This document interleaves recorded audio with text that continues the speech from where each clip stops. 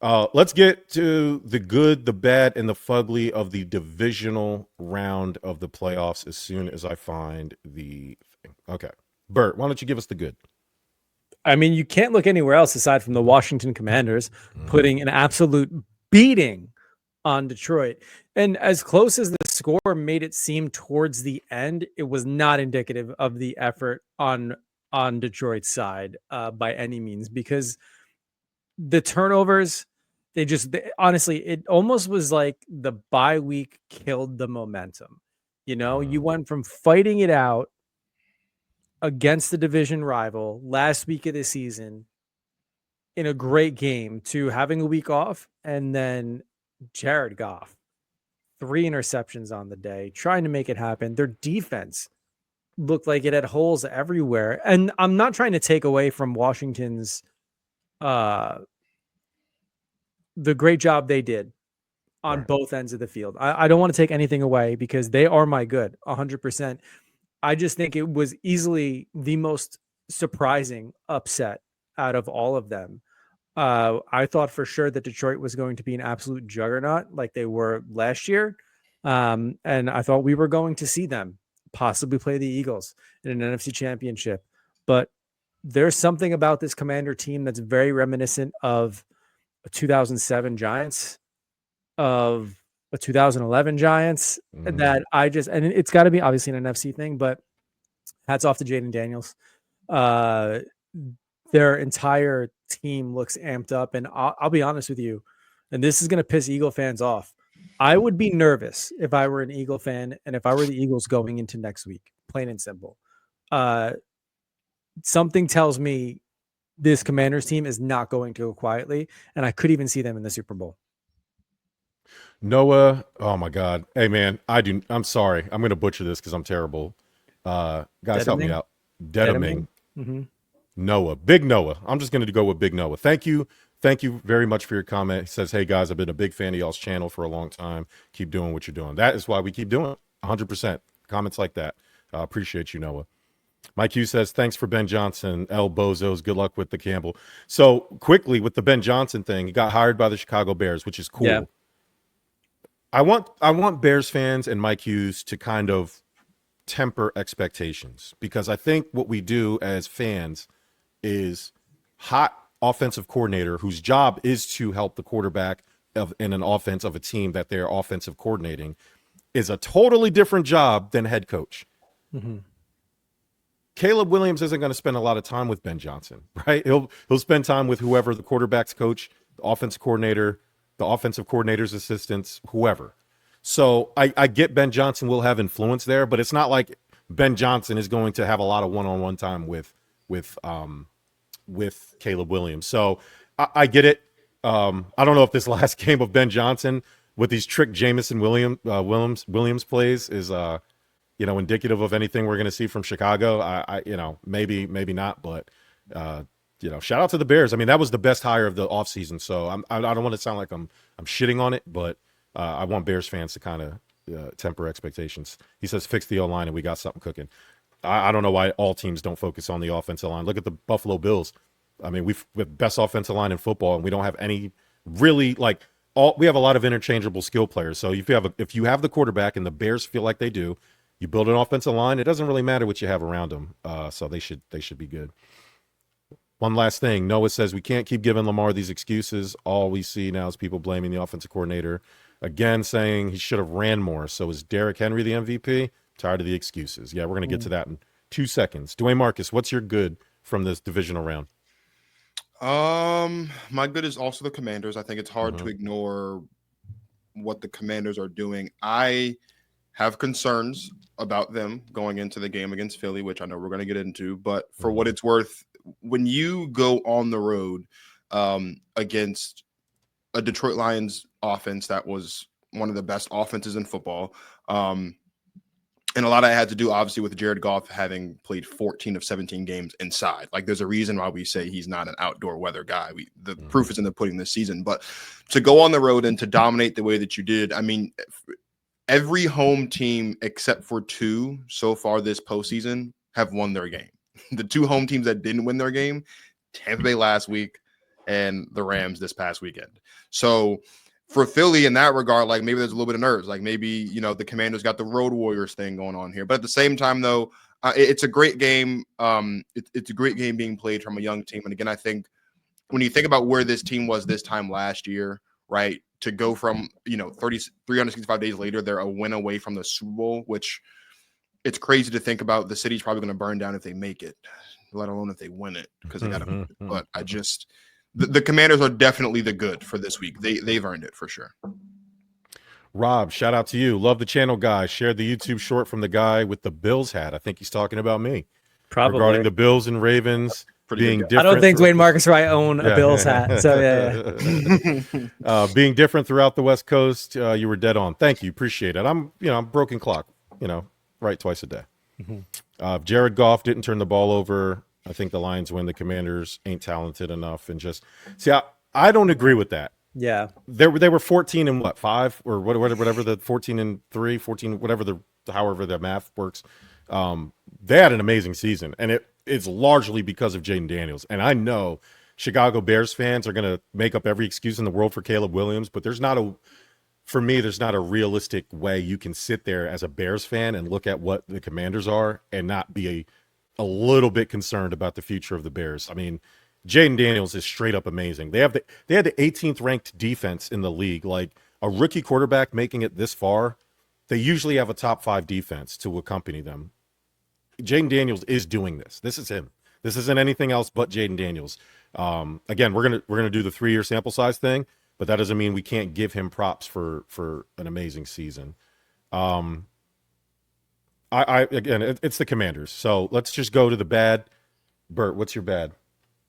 So this is where you're not gonna like me. Oh, damn it. The Bills defense is the bad. Yeah. Let's be look, I'm not saying the Bills played a bad game. They won, right? They also got lucky, didn't go over into overtime. Okay. And spoiler alert, we all know what my fugly is going to be for Baltimore. But in thinking about my bad this week, I have to say the Bills defense did not perform like a championship team that they're going to need to perform with next week. They let up 240 passing yards. Their secondary and granted, sure, zone covers the majority of the game, but like leaving it wide open for Lamar to hang it out there. Rushing yards, 176 on the ground. Yards per play, 7. They got very lucky when it came down to turnovers, right? Mm-hmm. They did a great job on forcing turnovers and those fumbles. Don't get me wrong. But if it wasn't for the incredible football IQ of Josh Allen and the way their offense managed time of possession in that game, it could have had a very different outcome. They were one bobbled catch away from being forced into overtime that would have left Jerm in the hospital for high blood pressure. Yeah. So in looking at it, I need to give them my bad in hopes that they clean it up this week and going into what I'm really, really pulling for Josh Allen in this, partly because I'm tired of seeing Kansas City in a Super Bowl, but also he's got Jim Kelly disease, excuse me, where he's about to be 0 for 4, different circumstances. But if honestly, if they don't pick it up, this is where they're going to be. And Jerm, your Super Bowl window with that team is slowly closing every single year. So they really need to lock it up. They had to get my bad this week. I could have picked Jared Goff. I could have picked a number of different things, but man, I was even texting you like towards the end of that game. They just looked sloppy and they didn't look like they were going to close it out. As you mentioned, they were playing it the safe route when they needed to be turning it on 100% from whistle to whistle, and it just wasn't happening. So despite the win, they get my bad this week. Noah asks, do y'all like Dan Campbell doing trickery plays, especially with that Jamison Williams pass play? I didn't think it was a necessary play call. Same. Yeah. And that at that point in the game, if I remember correctly, I think it was still a manageable, like it was still, they were still clawing back. Like it could have been a 1-score game or a 2-score game at that point. And when I did not care for it. I appreciated what he was going for, but I don't know. In that time, I don't think you call that. Yeah, I agree with what you're saying, but there's always that kind of devil on my shoulder that says That's how they got here, though. You know what I mean? Yeah. Like, Yeah, so got you. I can't, like, maybe in that moment we can criticize certain situational things, but that's who the Lions have been. Like, so I can't really fault him. He was trying to get a spark. I understand it. And as most of these things go, if it works, he's a genius. It's just the fact that it didn't work. It's going to get heavily criticized. And that's kind of like the give and take of being Dan Campbell. But that mindset is what transformed the Lions into what they are. You know, being unemotionally attached to either team, the one thing I found interesting for me was after being this huge Lions guy, or more specifically Dan Campbell guy for the last 3 seasons, I found myself in the middle of the game kind of rooting for the Commanders. Like, kind of It's like, tough to ignore that yeah, upset energy. It really is. like just Jayden Daniels. I'm a big Terry McLaurin fan. Shout out to him. He Yeah. saved like my last 3 fantasy seasons. Yeah. Like, it's nice to see, and maybe it's because Josh Harris, owner of the Sixers, is now the owner of the Commanders. I became a commie in real time, and I felt dirty and I felt nasty about it. But I like Dan Campbell, and and it got him there. And I'm not going to get mad that he tried to do something to kind of get his team where they needed to be. They were already falling behind. It was just, for me, it was just one of those things that this is what Dan Campbell does, and I kind of accepted it. Dwayne Marcus, what was your bad? My bad is the Lions. Their Super Bowl window is closed. And as a Packers fan, I thoroughly enjoy that because I've had to sit here and listen to Lions fans for the last 2 seasons beat their chests and act like they've won anything. Gentlemen, last I checked, the Lions haven't even been to a Super Bowl, let alone won one. So all this, once again, for the second season in a row, the Lions have played 1 week extra in the season than the Packers are. Welcome to the couch. You can watch the Super Bowl right next to me. Here's the thing, right? When you are the home team, when you win 15 games, most wins in franchise history, great season. Again, I acknowledge that from like all parties involved. Ben Johnson's not there anymore. He's in Chicago. And I've got my opinions about that, but like that's your offensive guy. He's gone.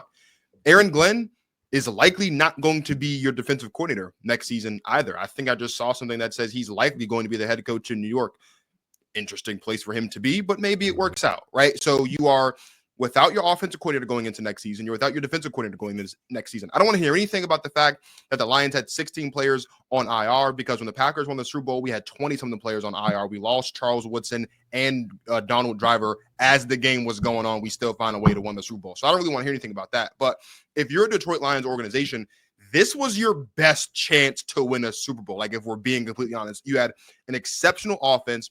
A lot of the players on defense that you lost out on, namely your best defensive player in Aiden Hutchinson, should you find a way to make it to the Super Bowl without him being on the field, he would have been on the field in the Super Bowl, which would have been huge if you're going up against a Josh Allen or a Pat Mahomes, because now you're getting additional pass rushing pressure. So your offensive mastermind gone. Your defensive guy is gone. This team's going to come back talent-wise, but is it going to look the same next season? Probably not. Like, the fall from grace for Detroit is going to be significant because they couldn't get the job done in a meaningful football game in Detroit in January, which is what the Lions have been for the better part of their existence. So the only reason why they're not the fugly is because someone else deserves the fugly this week. And It's grinning too hard at that. It pains me that I have to do this for what I feel like is the 3rd week in a row now when I've been on this show and I have to do this to him. But that's the only reason why they're not the fuglies, because someone else belongs there. But seriously, the Lions Super Bowl window is closed. I don't know how anyone can look at the Lions team entering next season now, considering this loss, and expect them to still be the cream of, one of the best teams in the conference. We know the Eagles going to be there. If this season is any indication, the Commanders might be up there. Yeah. If we're going to assume a healthy Niners team is going to be up there, sure. You know what I mean? I don't think so, but that seems to be what they do under Kyle Shanahan. This was the Lions' best chance to get to and win a Super Bowl this season, and they failed. They're certainly the bad this week. Yeah, it's hard to argue that. My bad is going to the officiating in the Kansas City Chiefs Houston Texans game. Now, it's not the officiating per se. I am going to shoot the officials some bail. Their job is to protect players based on the calls on the new rules that are given, right? The issue is now there's an active, operable narrative out there that the Chiefs benefit from calls. Did some research. Not a big research show, but we did some research. The amount of roughing the passer calls, the Chiefs have benefited 6 times in the last 10 playoff games. And the Chiefs have not been called for one. The disparity in the Texans-Chiefs game the Chiefs had 1 penalty for 5 yards. The Texans had 6 or 7 penalties for like almost 70 yards. So, and then when there's graphics of, hey, this referee is officiating, the Chiefs are 6-0 in the playoffs. When he so my bad is the optics that the Chiefs benefit from calls because the Chiefs benefit from calls, period. And if you don't want that, then you need to stop putting referees in the games where the Chiefs are undefeated, or there needs to be referee reports, or there needs to be a harsher penalty for missed calls. There were 2 calls in that Texans game, and I don't know if it would have made the difference. I don't know. But the fact that they were called, and then there's this narrative out there about the Chiefs benefiting, specifically when they've benefited all year. Like, you could point to every Chiefs game, and there are 1 or 2 calls that drastically influence the game. Is that a coincidence? Probably, but because that narrative is there, it's only going to be heightened. So you know how you fix that? The XFL did it. We do it at home. Live replay. While the referees are making the call, you know what the guys in the box can do? The guys in New York that have the 73 cameras on the game say, hey, dog, hey, those 2 Texans players kind of hit each other. That's not roughing. Take away that 15 yards. It's okay to admit that you made a mistake. What do we have technology for if we're not going to use it, specifically in the playoffs? So my bad is the NFL knowing that they have this issue on their hands and doing nothing to fix it. Am I saying that the referees should make up calls to the other team to make up to the Chiefs calls, or stop calling bad plays to the Chiefs? No. But Patrick Mahomes, every time he goes down, he looks immediately at the referee. Go watch the replays. Go watch all the clips. He does it every single time. And maybe that's smart as a player, but drawing fouls in the NFL is wild. And he does it all the time. And the NFL has to be aware of it because we're aware of it, because we can see it. It's obvious. We're not trained professionals in the NFL world. So the NFL obviously knows this is an issue, and they're not doing anything about it. They need to take a look at instant replay in terms of, or at least reviewing plays. Any play that's a 15-yard or half the distance to a goal penalty needs to be automatically reviewed just to make sure it gets right, because those are huge plays, game-turning plays. And I think that it makes the Chiefs look bad, and it makes us it puts like an asterisk, unless you're a Chiefs fan, on their greatness, because there's always that, yeah, the Chiefs and Patrick Mahomes are good, but they get a lot of calls. And you want to take that away because they are a great team. And I think it's unfair to the fans, and it's unfair to the Chiefs, and it kind of takes away from the game. Mike Hughes says, Jerms, here's a question. If MVP Allen can't win this weekend against the Chiefs, will they ever be able to beat them?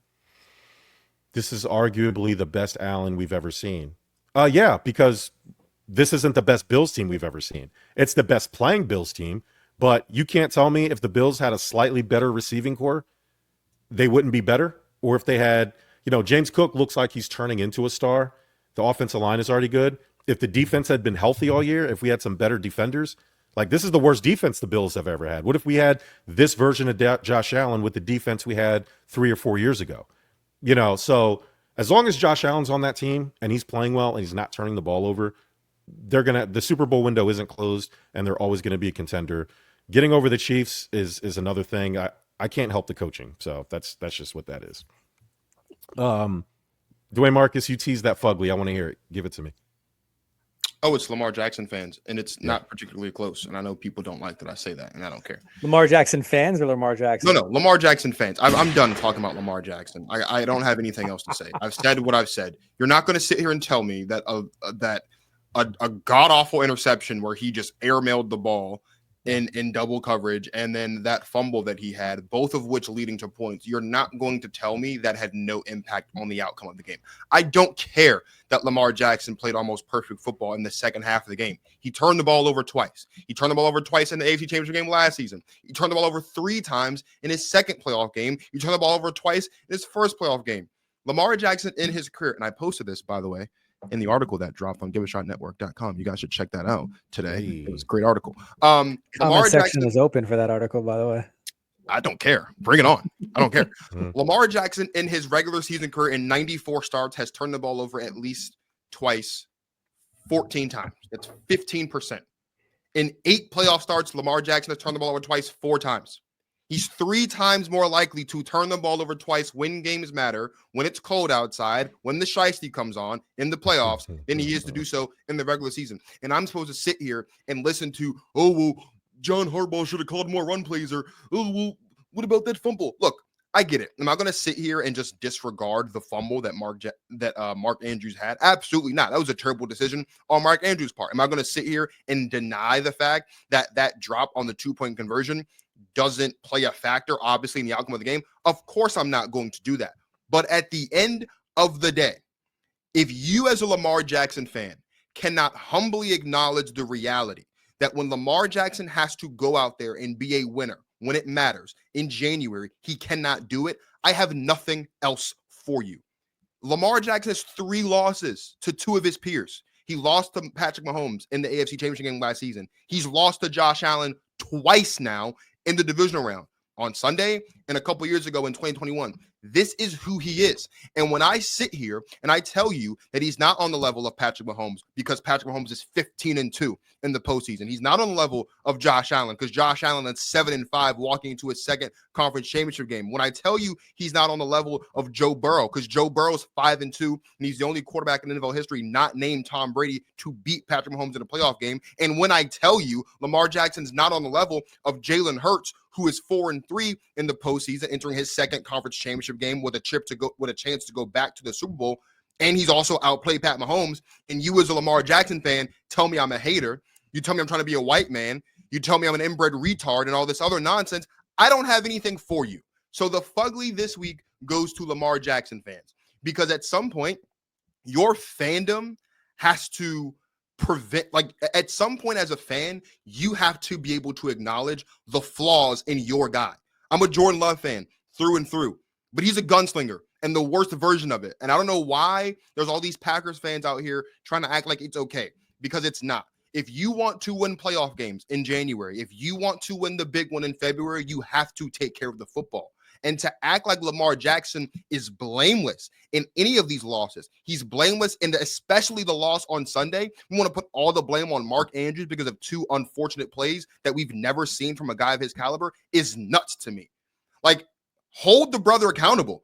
I listen to Jerm every single year. He talks about how Sean McDermott, if he doesn't get it done, they need to put his stuff in a box. Jerm, if Sean McDermott doesn't get it done this year, they definitely need to put his stuff. You ain't talking to me, dog. Like, hey, you ain't talking to me there. It's fine to be a fan, but at some point, the objectivity of your fandom has to outweigh the subjectivity of your fandom. And Lamar Jackson has the most subjective fans in the league, in my personal opinion. You can't say anything bad about Lamar. You can't criticize Lamar. You can't judge Lamar based on fact. Bert, Jerm, name one thing I've said about Lamar Jackson in the last 3 weeks that I didn't support with any numbers or fact. Nothing. I'm not saying he's a bum. I'm not saying he'll never do it. All I'm saying is, for an all-time great regular season quarterback, 2 MVPs, potentially a third, to be in the postseason and consistently fail. And I'm watching all the other 4 guys that we say are top 5 win and be the reason why they're winning. Patrick Mahomes has never been the reason why the Chiefs have lost a playoff game. Josh Allen's never been the reason why the Bills have lost a playoff game. Joe Burrow's never been the reason why the Bengals have lost a playoff game. Same for Jalen Hurts. At least 3 times in Lamar Jackson's career, he's been the reason why, or one of the reasons why they've lost. And I can't say that because I'm black and he's black. You kidding me? If I couldn't say any bad things about a black athlete, I would need to go cover soccer or hockey, where there are no black athletes. I don't know what to tell you. Hey, Wayne Simmons needs a word. Wayne Simmons needs Wayne, right? He doesn't play anymore though. He does not. No, but there are certainly other black athletes playing hockey too. So I want somebody to tell me how Josh Allen went from one of the most wildly inaccurate and most reckless quarterbacks coming out of the draft to this past season doing something that hasn't been done since the 1960s. He's thrown the fewest interceptions He's turned the ball over less, and he hasn't been sacked. Matter of fact, this season, 4.5% of the time is when that happened to Josh Allen. He's literally protected the ball better than anybody else in the NFL since 1960, which you couldn't say, which is why the Bills are successful. The thing I fear for Lamar is that we're not going to remember him the way we should, because all the criticisms Dwayne Marcus just gave us are fair. But it's like, for the unfortunate thing for Lamar is, like, Peyton Manning is a good comp that people give. Like, he was so great in the regular season and couldn't get it done in the playoffs for the longest time, for those who remember. But he only had Tom Brady in the way. And again, Tom Brady's the greatest to ever do it, so that's a tall wall to climb. But Lamar Jackson has to deal with Josh Allen. He has to deal with Patrick Mahomes. He has to deal with Joe Burrow. He has to deal with maybe Jayden Daniels. For whatever you think about him, the Eagles with Jalen Hurts are going to be really good. Some people put Justin Herbert in that conversation. I don't, there's just more than one guy is the point I'm trying to make. There's a handful of good quarterbacks, from great to good, that you put on a contending team, or at least a competent team. They're going to be at least an obstacle in the way. So Lamar Jackson has to find a way to win these games. And this past game, it wasn't Mark Andrews. They're going to blame Mark Andrews. Mark Andrews had a terrible fumble, which I thought was worse than the drop 2-point conversion. But Lamar having those 2 turnovers when he hasn't turned the ball over, like, the Ravens just picked the worst time to have their worst game of the season. And Lamar as the quarterback, and as we know, quarterbacks get the blame and they get the credit. This falls on Lamar. Hey, man, like, you're the quarterback. You're gonna need to, secure the ball. The Ravens practicing inside when the wind chill was -11 in Buffalo is a mistake. It's those things that lead. It's a cumulative thing that altogether led to why they lost that game, on top of Josh Allen just being good, doing the things that need to be necessary. This is why Josh Allen's the MVP. Lamar Jackson had better stats. Yeah, his second half was good. I think Noah said something to that effect. It said when Lamar Jackson played in the second half, the Ravens were down because of Lamar. Also, I could have put this as my bad with Bert. Not just the Bills defense, the Bills coaching. Sean McDermott, save a stroke Sean. Missionary McDermott, rearing his ugly head again, playing it too safe. He was trying to. Sean McDermott coaches to not lose games. He doesn't coach to win. You come out, James Cook's getting stuffed. The Ravens defense obviously adjusted because we were getting good amounts of yards on first and second down runs, but James Cook was getting stuffed in the second half. Push the ball down the field. Stop settling for punts. There was a 3rd and short or a 4th and short where he settled for the field goal in our territory. Instead of going for the touchdown, would have put us up 2 possessions. But instead, you leave it in the Ravens to march down the field. It's decisions like that that won't win you a Super Bowl. I've been saying that. And Bills fans jump down my throat because all they see is wins. And I don't think that's a fair assessment. So the Bills, I think the Bills' worst matchup was the Baltimore Ravens. I saw that graphic floating around that all these teams that are great are built to face each other, but not the right matchup. Like, Baltimore was the Bills' worst matchup, but the Bills are Kansas City's worst matchup. And, so the Bills have if the winner of the Bills and Chiefs are going to win the Super Bowl, because I don't see the Eagles or the Commanders beating either one of these teams. So it'll be interesting to say. This segment went really long. Bert, did you give the fugly or no? I didn't, but really quickly, it's got to go to the Texans O-line. How do you let up 8 sacks in That's sick. This divisional round? It's disgusting. So yeah, real quick, they have to get my fugly for sure.